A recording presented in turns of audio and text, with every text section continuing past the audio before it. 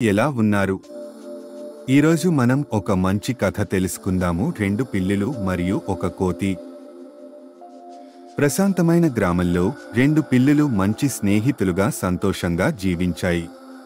వారు ప్రతిదీ పంచుకున్నారు మరియు ఒకరితో ఒకరు ఆడుకుంటూ మరియు ఆనందిస్తూ వారి రోజులు గడిపారు.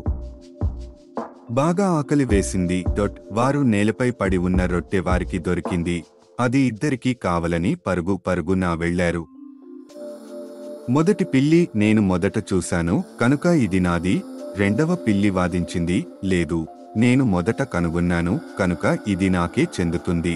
ఏ పిల్లి కూడా పంచుకోవడానికి ఇష్టపడలేదు మరియు పోరాటం తీవ్రమైంది. చెట్టు మీద నుండి చూస్తున్న ఒక తెలివైన కోతి పోరాటాన్ని చూసి జోక్యం చేసుకోవాలని నిర్ణయించుకుంది. అతను తన స్కేల్ని ఉపయోగించి రొట్టెని సమానంగా విభజించడానికి సహాయం చేయడానికి ముందుకొచ్చాడు. కోతి స్కేల్ని ఉపయోగించింది కానీ ఉద్దేశపూర్వకంగా ఒక భాగాన్ని భారీగా చేసింది.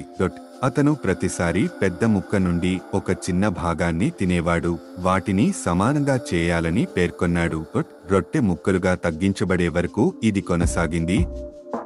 కోతి చెప్పింది, నేను ఈ రొట్టెని విభజించడానికి చాలా కష్టపడ్డాను కాబట్టి నేను మిగిలిన ముక్కలకు అర్హుడను.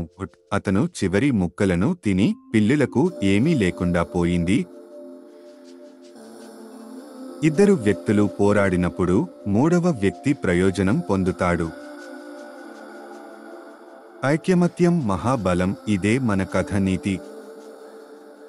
లైక్, షేర్ చేయండి మరియు మా ఛానల్ని సబ్స్క్రైబ్ చేయండి.